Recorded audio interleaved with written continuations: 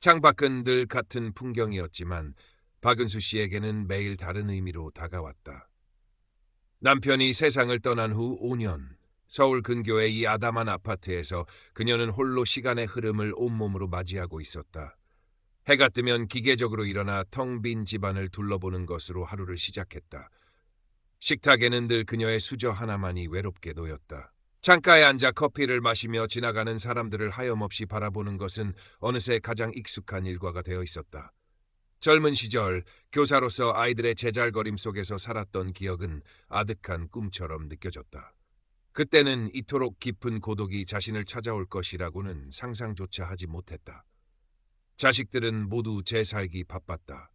아들은 부산에서, 딸 지연은 같은 서울 하늘 아래 살고 있었지만 일과 육아에 치여 어머니를 자주 찾지 못했다.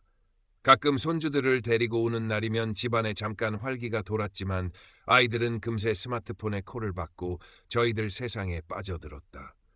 은수는 손주들의 작은 머리통을 쓰다듬으며 속으로만 말을 걸었다. 할미는 너희랑 이야기하고 싶은데, 그러나 그 말은 입 밖으로 나오지 못하고 공허한 메아리가 되어 가슴속을 맴돌았다. 세상과 단절된 듯한 소외감은 저녁이 되면 더욱 짙어져 텔레비전 소리만이 정막을 깨는 유일한 위안이었다. 그러던 어느 날 동네 복지관 게시판에 붙은 시니어 스마트폰 활용 교육 안내문이 눈에 들어왔다. 망설임 끝에 신청한 교육은 생각보다 재미있었다.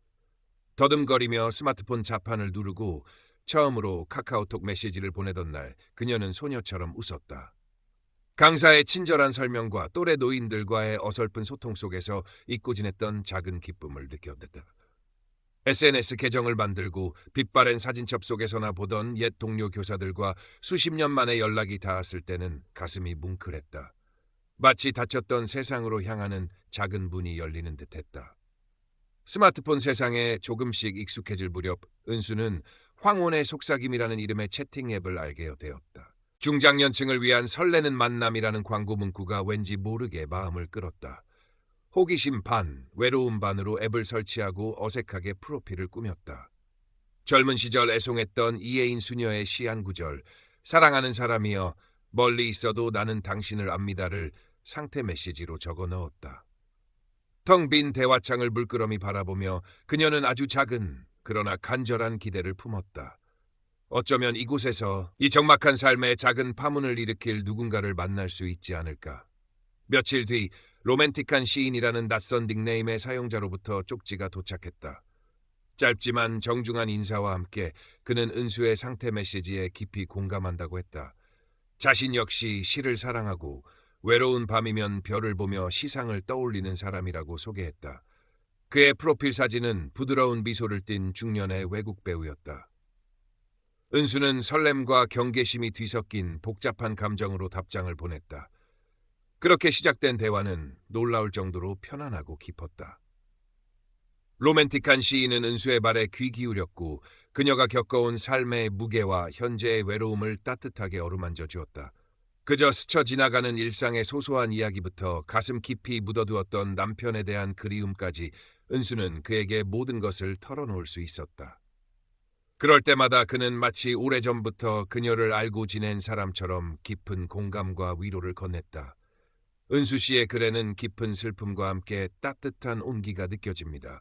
마치 겨울 호수 밑바닥을 흐르는 따뜻한 물줄기 같아요. 그의 메시지를 읽으며 은수는 자신도 모르게 눈시울이 뜨거워졌다.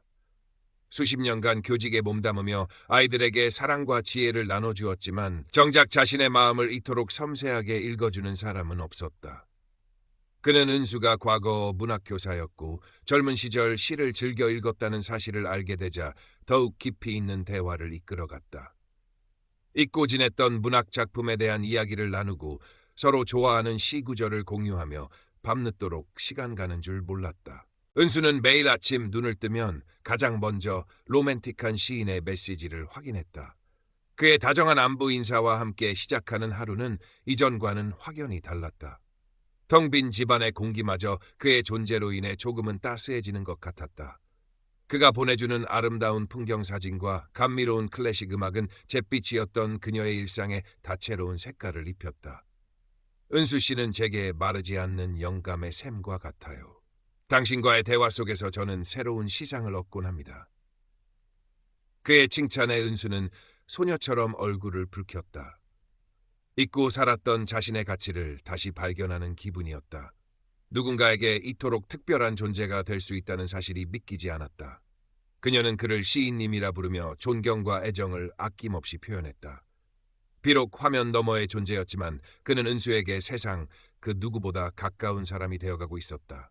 그의 프로필 사진 속 배우의 부드러운 눈매를 볼 때면 마치 그가 자신을 따스하게 바라보고 있는 듯한 착각에 빠지곤 했다. 어느덧 2달이라는 시간이 흘렀다. 로맨틱한 시인은 이제 은수의 삶에서 없어서는 안 될 존재가 되었다. 그의 메시지가 조금이라도 늦어지는 날이면 은수는 안절부절 못하며 스마트폰만 하염없이 들여다보았다. 그는 은수의 이런 마음을 아는지 모르는지 가끔씩 일부러 연락을 늦추며 그녀를 애태우기도 했다. 그러다 다시 다정한 메시지를 보내오면 은수는 언제 그랬냐는 듯 안도하며 그의 말 한마디 한마디에 일희일비했다. 그러던 어느 날 로맨틱한 시인이 조심스럽게 자신의 어려운 사정을 털어놓기 시작했다. 오랫동안 준비해온 시집 출간 계약이 갑작스러운 출판사의 재정난으로 무산될 위기에 처했다는 것이었다. 계약금 일부만 있으면 시집을 낼 수 있고 그러면 자신들의 관계도 더욱 의미 있어질 것이라고 했다. 그는 염치 없지만 부탁을 할 수 있는 사람은 은수 씨밖에 없습니다. 당신은 제 마지막 희망입니다라며 은수의 동정심을 자극했다. 은수는 순간 가슴이 철렁 내려앉았다. 그의 프로필 사진 너머로 느껴졌던 고고함과 순수함, 뒤에 이런 현실적인 어려움이 있을 줄은 상상도 못했다. 그동안 그가 보여준 따뜻함과 진심을 떠올리며 은수는 깊은 고민에 빠졌다. 시인님이 그토록 간절히 원하는 일인데 내가 모른 척해도 될까? 하지만 동시에 낯선 이에게 돈을 보낸다는 것에 대한 본능적인 불안감도 스멀스멀 피어올랐다. 며칠을 망설인 끝에 은수는 딸 지연에게는 비밀로 하고 비상금으로 모아두었던 돈의 일부인 100만 원을 그의 계좌로 송금했다. 송금 버튼을 누르는 손가락이 가늘게 떨렸다. 불안감과 함께 그토록 아끼는 사람을 도왔다는 묘한 안도감과 만족감이 교차했다. 곧이어 도착한 로맨틱한 시인의 메시지는 눈물겨울만큼이나 감사와 사랑으로 가득 차 있었다. 은수 씨, 당신은 제 생명의 은인입니다. 이 은혜는 평생 잊지 않겠습니다. 이제 우리의 아름다운 미래를 함께 그려나갈 수 있게 되었어요. 은수는 그의 메시지를 읽고 또 읽으며 자신의 선택이 옳았다고, 그들의 관계는 더욱 견고해졌다고 믿었다. 그러나 그것은 시작에 불과했다. 로맨틱한 시인의 금전 요구는 그 후로도 다양한 명목으로 이어졌다. 갑자기 몸이 아픈 어머니의 병원비가 필요하다거나 한국에 계신 은수 씨를 만나러 오기 위한 비행기 표값이 부족하다는 시기였다. 때로는 자신이 투자한 사업이 어려움에 처해 급하게 자금이 필요하다고도 했다. 요구하는 액수는 점점 커졌고 그의 말은 더욱더 한절하고 교묘해졌다. 은수의 마음속에는 의심의 그림자가 드리워지기 시작했다. 아무리 생각해도 정상적인 관계는 아니었다. 왜 그는 자꾸 돈 문제로 힘들어할까? 그토록 만나고 싶어 하면서 왜 이런저런 핑계를 대며 직접 만나거나 영상통화조차 피하는 걸까? 은수가 조심스럽게 이런 의문을 제기할 때마다 로맨틱한 시인은 마치 상처받은 짐승처럼 괴로워하며 은수의 죄책감을 자극했다. 은수 씨마저 저를 믿지 못하시는군요. 하긴 저처럼 초라한 사람을 누가 진심으로 사랑해 주겠어요. 혹은 지금 제 몰골이 말이 아닙니다. 당신 앞에 가장 멋진 모습으로 나타나고 싶어서 그래요. 조금만 더 기다려주시면 안 될까요? 라며 눈물로 호소했다. 그러면 은수는 어김없이 마음이 약해져 자신의 의심이 그에게 상처를 주었다는 생각에 오히려 미안함을 느끼고 그의 요구를 들어주고 말았다. 그녀는 이 사람만큼은 나를 진심으로 이해하고 사랑해주는 유일한 사람이라는 믿음과 혹시 내가 속고 있는 건 아닐까 하는 끔찍한 불안감 사이에서 밤낮으로 시달렸다. 이미 그에게 건넨 돈과 감정, 그리고 그와 함께 꿈꾸었던 미래에 대한 미련이 발목을 잡았다. 이 모든 것이 거짓이라면 자신의 남은 인생은 걷잡을 수 없이 무너져 내릴 것만 같았다. 그래서 은수는 애써 의심을 억누르고 그의 말을 믿고 싶어 했다. 그것이 설령 스스로를 기만하는 일일지라도 지금 이 순간의 위안과 설렘을 놓치고 싶지 않았다. 딸 지연에게는 차마 사실대로 말할 수 없어 이런저런 거짓말로 둘러대기 바빴다. 통장 잔고는 빠르게 줄어들었지만 로맨틱한 시인과의 대화창에 쌓이는 달콤한 말들은 그 빈자리를 잠시나마 채워주는 듯했다. 한편 딸 지연은 최근 들어 부쩍 스마트폰을 손에서 놓지 않고 표정이 어둡거나 예민해진 어머니의 모습이 마음에 걸렸다. 가끔 통화할 때면 평소와 다른 들뜬 목소리거나 혹은 무언가를 숨기는 듯한 불안한 기색을 느끼기도 했다. 결정적으로 어머니가 갑자기 큰 돈을 인출하거나 이체하는 일이 잦아진 것을 알게 되면서 지연의 걱정은 확신으로 바뀌기 시작했다. 엄마, 요즘 무슨 일 있으세요? 어디 안 좋으신 거예요? 아니면 누구한테 돈이라도 빌려주신 거예요? 지연이 조심스럽게 물었지만 은수는 당황한 기색을 감추지 못하고 얼버무리거나 내가 신경 쓸 일 아니다 라며 오히려 화를 냈다. 평소 자식들에게 짐이 되기 싫어하던 어머니였기에 무언가 심각한 문제가 생겼음을 직감한 지연은 답답함과 불안감에 휩싸였다. 인터넷에서 노년층 대상 금융사기, 로맨스 스캠 등의 키워드를 검색하며 밤을 지새우는 날이 늘어갔다. 화면 속 빼곡한 피해 사례들은 마치 자신의 어머니 이야기를 미리 보는 듯하여 가슴이 철렁 내려앉았다. 어머니의 스마트폰 사용 기록이나 금융거래 내역을 몰래 확인할 수도 없는 노릇이라 지연은 이러지도 저러지도 못한 채 애만 태웠다. 모녀 사이에는 보이지 않는 벽이 점점 더 높아져만 갔다. 어느덧 계절은 봄을 지나 초여름으로 접어들고 있었다. 로맨틱한 시인은 드디어 은수에게 마지막이자 가장 큰 제안을 해왔다. 은수 씨, 드디어 우리가 함께할 수 있는 날이 멀지 않았습니다. 당신과 함께 살 아담한 전원주택을 계약하려는데 계약금이 조금 부족합니다.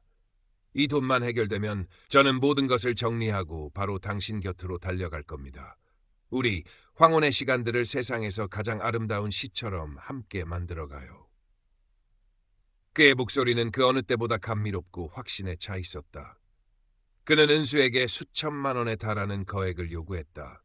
은수는 평생을 아끼고 모아 간직해온 마지막 남은 노후 자금, 정기예금 통장을 떠올렸다. 이것이 정말 마지막 기회일지도 모른다는 생각, 이 돈으로 그와 함께하는 꿈 같은 미래를 살 수만 있다면 아깝지 않다는 절박함이 그녀를 사로잡았다.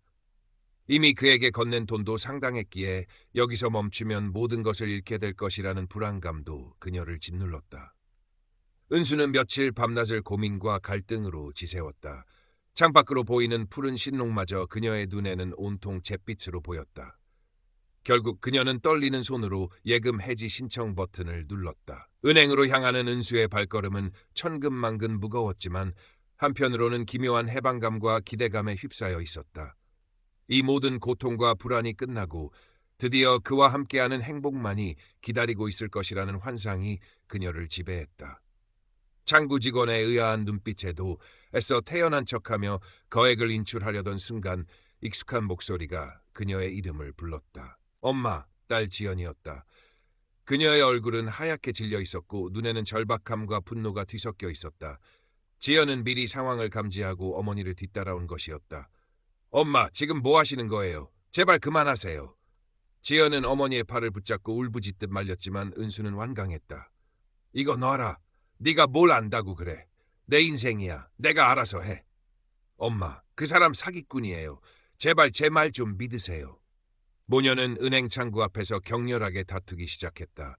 주변 사람들의 시선이 따가웠지만 두 사람 모두 아랑곳하지 않았다. 은수는 평생 느껴보지 못한 수치심과 분노에 휩싸여 딸에게 모진 말을 쏟아냈다. 내가 내 외로움을 알기나 해? 내 아비 죽고 내가 어떻게 살았는지 네가 한 번이라도 진심으로 들여다본 적 있어? 그때 지연과 함께 온 듯한 정복 차림의 경찰관 2명과 단정한 차림의 중년 여성이 다가왔다. 중년 여성은 자신을 사이버 금융범죄 예방센터 소속 상담사라고 소개하며 은수에게 차분하지만 단호한 목소리로 말했다. 어머님, 잠시 저희와 이야기 좀 나누실 수 있을까요? 지금 어머님께서 상대하고 계신 분은 전형적인 로맨스 스캠 사기범일 가능성이 매우 높습니다.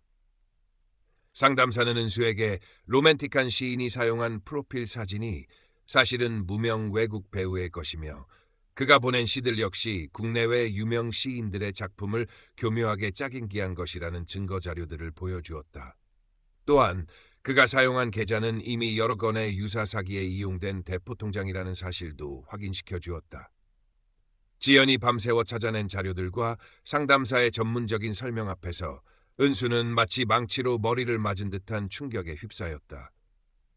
자신이 그토록 믿고 의지했던 시인님의 다정한 미소, 감미로운 목소리, 아름다운 시어들이 한순간에 산산조각 나는 것을 느꼈다. 그 모든 것이 철저히 계산된 거짓이었다는 사실을 받아들이기에는 너무나도 고통스러웠다. 은수는 떨리는 손으로 스마트폰을 꺼내 로맨틱한 시인에게 마지막 메시지를 보냈다. 당신 정말 나를 사랑한 건가요? 그러나 이미 그의 계정은 삭제된 후였고 전화번호는 없는 번호로 나왔다. 모든 것이 신기루처럼 사라져버린 것이다. 은수는 그 자리에 주저앉아 어린아이처럼 목 놓아 울었다. 수치심, 배신감, 허탈함, 그리고 스스로에 대한 깊은 절망감이 그녀를 덮쳤다. 지연은 그런 어머니를 부둥켜 안고 함께 눈물을 흘렸다. 사건 이후 박은수의 시간은 멈춘 듯 흘러갔다. 봄의 생동감도 여름의 찬란함도 그녀에게는 아무런 의미가 없었다. 방 안의 낡은 소파에 몸을 파묻은 채 그녀는 며칠이고 멍하니 창밖만 바라보았다. 밤맛도 잃었고 밤에는 악몽에 시달리며 잠을 이루지 못했다. 문득 떠오르는 로맨틱한 시인의 달콤했던 속삭임과 자신의 어리석었던 믿음은 날카로운 파편이 되어 가슴을 후벼팠다. 평생을 정직하고 성실하게 살아왔다고 자부했는데 어쩌다 이토록 허무하게 모든 것을 잃고 웃음거리가 되었을까. 자책감과 수치심에 고개를 들 수가 없었다. 딸 지연은 직장에 휴가를 내고 어머니 곁을 지켰다. 말없이 어머니의 등을 쓸어주고 억지로라도 죽을 끓여 먹이며 밤에는 잠든 어머니의 이마를 짚어보곤 했다. 처음에는 원망과 분노를 쏟아내던 은수도 딸의 지극정성 어린 보살팀 앞에서 조금씩 마음의 빗장을 풀기 시작했다. 지연은 어머니에게 섣부른 위로나 충고 대신 그저 묵묵히 곁을 지키며 어머니가 스스로 감정을 추스를 수 있도록 기다려주었다. 그리고 조심스럽게 심리상담을 권했다. 처음에는 완강히 거부하던 은수도 잠 못 이루는 밤이 계속되고 거울 속 자신의 초췌한 모습을 보면서 더 이상 이렇게 무너질 수 없다는 생각에 용기를 내었다. 상담실 문을 열고 들어서던 날 그녀의 발걸음은 천근만근 무거웠지만 마음 한구석에선 작은 희망의 불씨가 타오르는 것을 느꼈다. 상담 과정은 쉽지 않았다. 묻어두었던 외로움, 남편에 대한 그리움, 자식들에 대한 서운함, 그리고 이번 사건으로 인한 깊은 상처와 분노를 하나하나 꺼내놓는 것은 고통스러운 일이었다. 하지만 상담사와 지연의 따뜻한 지지 속에서 은수는 조금씩 자신의 감정을 직면하고 받아들이는 법을 배워갔다. 잃어버린 돈은 끝내 되찾지 못했다. 사기꾼은 이미 흔적도 없이 사라졌고 대포통장을 추적하는 일도 쉽지 않았다. 하지만 은수는 어느 순간부터 돈에 대한 미련을 조금씩 내려놓기 시작했다. 돈보다 더 소중한 것, 어쩌면 마지막 자존심과 삶의 의미마저 잃을 뻔했다는 것을 깨달았기 때문이다. 그리고 그 위기의 순간에 자신을 붙잡아준 딸 지연의 존재가 얼마나 큰 힘이 되는지도 절실히 느꼈다. 시간이 약이라는 말처럼 은수의 상처는 더디지만 조금씩 아물어갔다. 예전처럼 환하게 웃지는 못했지만 그녀의 얼굴에는 희미하게나마 평온이 깃들기 시작했다. 지연은 주말마다 어머니를 찾아 함께 시간을 보냈다. 함께 장을 보고 음식을 만들고 가까운 공원을 산책하며 그동안 나누지 못했던 이야기들을 나누었다. 은수는 딸에게 처음으로 자신의 속마음을 솔직하게 털어놓았고 지연 역시 어머니를 더 깊이 이해하게 되었다. 서먹했던 모녀 관계는 이번 일을 계기로 이전보다 훨씬 더 가깝고 단단해졌다. 어느 가을날 은수는 동네 복지관 게시판에서 어르신 디지털 금융 사기 예방교실 자원봉사자 모집 공고를 보았다. 망설임 끝에 신청서를 제출했다. 자신의 아픈 경험이 다른 누군가에게 작은 도움이라도 될 수 있다면 그것으로도 충분하다고 생각했다. 처음 강단에